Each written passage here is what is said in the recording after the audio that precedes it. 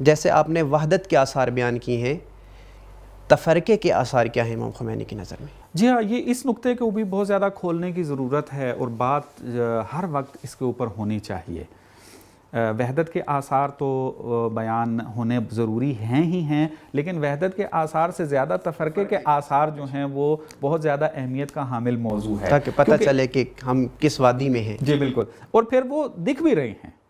یعنی ابھی چونکہ وحدت نہیں ہے تو جب آثار بتائے جاتے ہیں تو بعض لوگ جو ہیں اس پر یقین نہیں کرتے۔ مثلا اگر امت واحد ہو جائے تو اسرائیل نابود ہو جائے گا، اب کوئی مانتا نہیں ہے۔ مثلا وہ کہتے ہیں اتنی سپر پاور ہے، یہ اس کے پاس اتنی ٹیکنالوجی ہے، وہ تمام چیزیں ہیں، یہ کیسے ہو سکتا ہے؟ تو وہ بعض اوقات اس میں قال و قیل جو ہے وہ کرنا شروع ہو جاتے ہیں۔ لیکن تفرقے کے آثار جب بیان کرتے ہیں تو پتہ چل جائے گا کہ کیا نقصانات اٹھا رہی ہے مسلم امہ اپنی اس وحدت نہ رکھنے کی وجہ سے۔ تو اس کے اندر اگر میں دیکھوں، میں اگر بیان کروں تو جو چیزیں میں نے وہاں بیان کی ہیں اس کا الٹ یہاں لے آئیں۔ تفرقہ کا نتیجہ امتوں کا ذلیل ہونا ہی ہوتا ہے، جیسا کہ آپ دیکھ بھی رہے ہیں۔ آج مثلا آپ پاکستان کے اندر دیکھیں کہ امت مسلمہ متحد نہیں ہو پا رہی ہے۔ جب متحد نہیں ہے تو آپ دیکھ لیں کہ دشمن ہمارے ساتھ کیا کچھ کر رہا ہے۔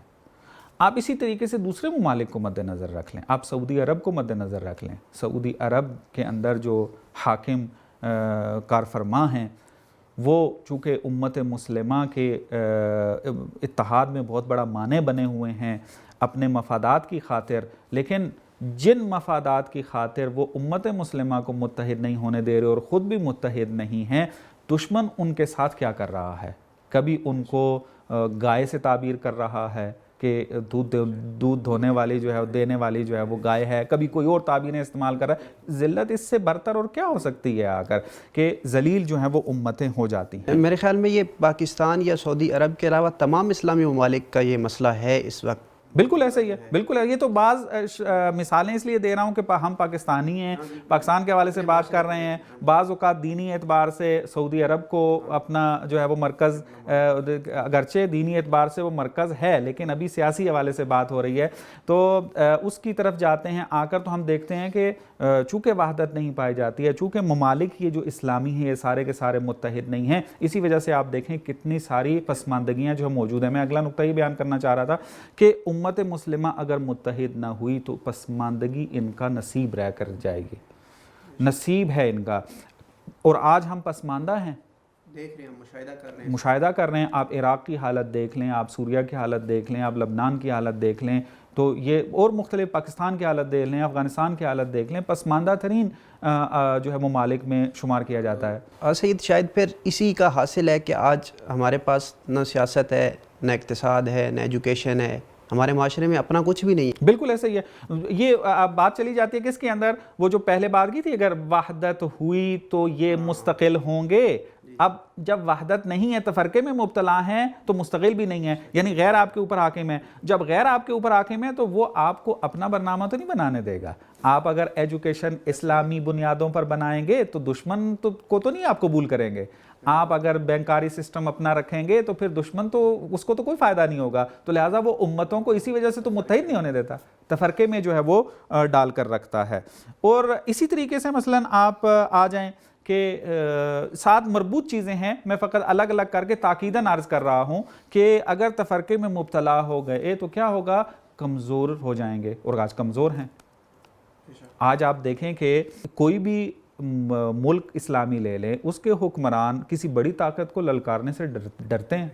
کیوں ڈرتے ہیں؟ چونکہ اس وجہ سے کہ اپنے آپ کو وہ کمزور سمجھتے ہیں۔ اور کمزور کیوں سمجھ رہے ہیں اپنے آپ کو؟ چونکہ اتحاد نہیں پایا جاتا، اتحاد نہیں ہے تو ارادے کے مالک نہیں ہے، ارادہ ضعیف ہے تو اب یہاں پر دشمن کے مقابلے میں سٹینڈ بھی نہیں لے سکتے آ کر، تو لہٰذا یہ کمزور ہو جاتے ہیں۔ اب یہاں پر امت کیا ہے، وہ بہت سارے محرومیوں میں مبتلا ہو جاتی ہے۔